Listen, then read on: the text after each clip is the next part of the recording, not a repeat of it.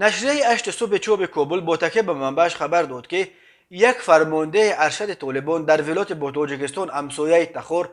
به مقامات تاجیکستان هشدار داده است که اگر دست از مداخلت در امور افغانستان نبردارید، نیروهای این حرکت تندرو قادرند در بین یک هفته تاجیکستان را تصرف کنند. این در حالی است که یک سال پیش یک نماینده دیگر طالبان تهدید کرده بود که برایشان برای اشغال تاجیکستان همگی 24 ساعت کافی است. تور آزیا پلوس از این نشریه افغانی نقل قول میکند مولا جان محمد حمزه مشهور با مولا جانو، معاون اول فرمانده سپاه 217 امور طالبان در ولایت تخار روز 2 آگوست در حضور وزیر امر به معروف و نهی از منکر طالبان که به تخار سفر کرده بود گفته است نیروهای آنها قادرند در یک هفته تاجیکستان را تسخیر کنند. در خبری که روزنامه اشت صبح از قبل منبعش در تخار نشر کرد گفته می شود معاون اول فرمانده امور طالبان هشدار داده است که در صورتی که این کشور یعنی تاجیکستان دست از مداخله ها در امور داخلی افغانستان نکشد و روسیه پشت تاجیکستان را قرار نگیرد، این کشور را در ظرف یک هفته تسخیر می کنند. مقامات تاجیکستان به سخنان این فرمانده طالبان تا حال واکنش نکردند، ولی مولا جانو نخستین کسی از افراد نزدیک به طالبان نیست که تهدید به حمله و تصرف و یا ناآرام کردن تاجیکستان میکند. تیر ماه سال 2021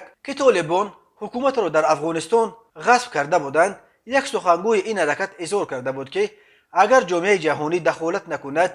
جنگجویان طالبان آماده‌اند در بین یک شبانه روز تاجیکستان را اشغال کنند. ماه سال جاری گلبدین حکمتیار سروزیر سابق افغانستان در یک سخنرانیش حکومت تاجیکستان را عیبدار کرد که به مخالفین مسلح حکومت کنونی طالبان در قلمروش پناه داده است. گلبدین حکمتیار از دوشنبه خواست در موضع‌گیری‌هایش در قبال افغانستان تجدید نظر کرده به جای راه دشمنی و خصومت راه تفاهم و تحمل یکدیگری را انتخاب کنند. تاجیکستان از انگشت‌شمار کشورهای دنیا است که از جبهه مقاومت ملی افغانستان به رهبری احمد مسعود فرزند احمدشاه مسعود پشتیبانی میکند و گفته است اگر طالبان به اقلیت قومی بخصوص به تاجیکان افغانستان در حکومت خود جایگاه شایسته را قائل نشوند،